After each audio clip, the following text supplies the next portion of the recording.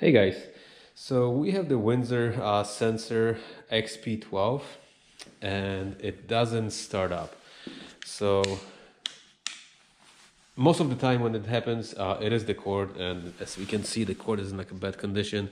So we're gonna check with the voltmeter or the multimeter. We're gonna check if it conducts any electricity, and if not, then we're going to change the cord. All right. So here we have the housing, and what we want to check right here if we have a current. I do this with the multimeter, set to voltage, and the easiest way is to, if you check for voltage, just set it to the closest number to the voltage that you're going to be checking, and it's 120 here in the US. So if you're checking for 120, set it to 200, and then you can use the voltmeter. So the way you do it is just basically stick the hot and the ground, and we have nothing. And let's double check the switch. The switch is on, and we have still no reading. Okay, so at this point we also want to remove the handle and check at the handle, and then remove the handle altogether to check if it's not a switch, just to eliminate all those things. But like I said, if there's no power on those things, that's usually is the cable itself. Okay, so we're going to remove the handle housing. There you go. Put the housing back on the vacuum head, and we're gonna run the same test right here on the handle itself.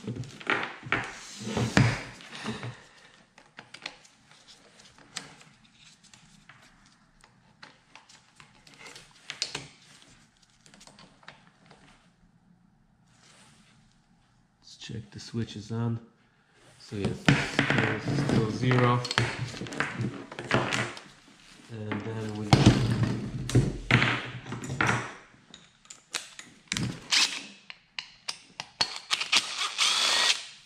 undo the handle. We just remove this one screw, slide it out, then up, and slide off the cable. Now what we want to do, we also want to check the current right here, just to eliminate the switch failure. Sometimes it might be a switch, so that's why we want to check the current right here at the switch, at the source for the switch, to make sure it's not the switch. And we still have nothing, so yes, it is definite that it is the cable. So it's really easy. We just unscrew those two screws right here, this plastic holder, and then remove it from the switch and put the new one back in. So these two guys, it would be a good idea to unplug it at this point. And now we want to remove the cable from the switch. 2 little screws, slides out, and we need to remove this little nut. So with the nose pliers we can just remove this nut. There are 2 washers, locking washer and the regular washer, so keep in mind that not to lose it.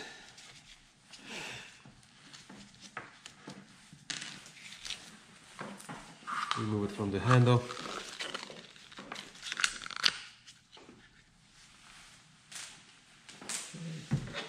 And here we have a new cable, new cord. First we're going to insert the cables right in there, inside of the handle. Don't forget, I forgot many times, and then once you screw everything back in, you realize you have no handle on the cable, and you have to undo the things. Also, there might be some dust in there. It's a good idea to blow it out. So at this point, you just want to like align, so you have the black on the left and white on the right, just like on the switch, so you don't have to crisscross them once you screw it in. And first, I always do the ground. So the grounds go in there, the regular washer, locking washer, and a little nut. Oopsie, oopsie. There you go. Tighten it with the pliers.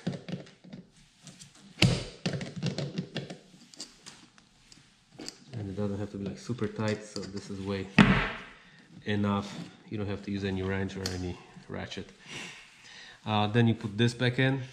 It always goes with the teeth, those little teeth like sticking out towards the end of the handle right here. If you do it the other way around, then the handle may not lock correctly. You're gonna get a gap.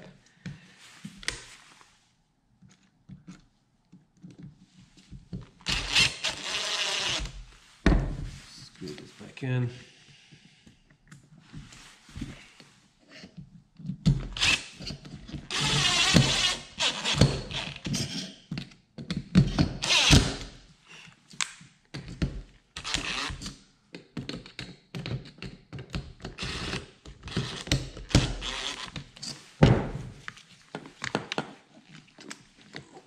A little bit. If it's too far, it doesn't want to lock, so this cord needs to be like really just a little bit, like maybe a millimeter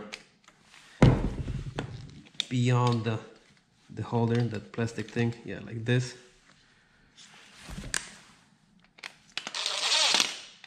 And now we can tighten it up and run the cables into the switch.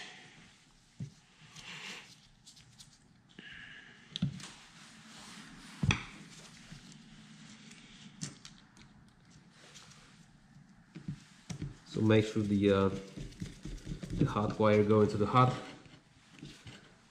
and then the neutral to the neutral.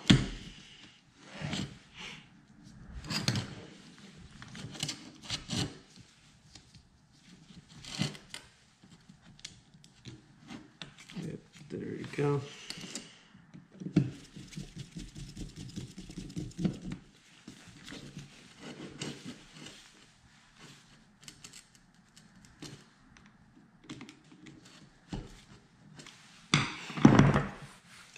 So once you have this installed, you want to put those cables back into those little slots on the thing, so it looks like this. Now we can close the handle, slide this up, and first, then make sure the cables goes in.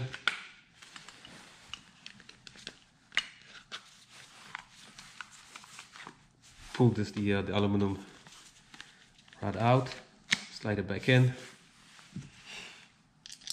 and screw the holding screw back in.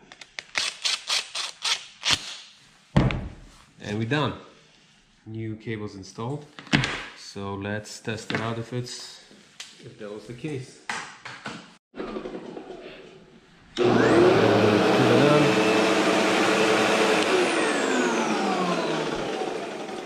So it works.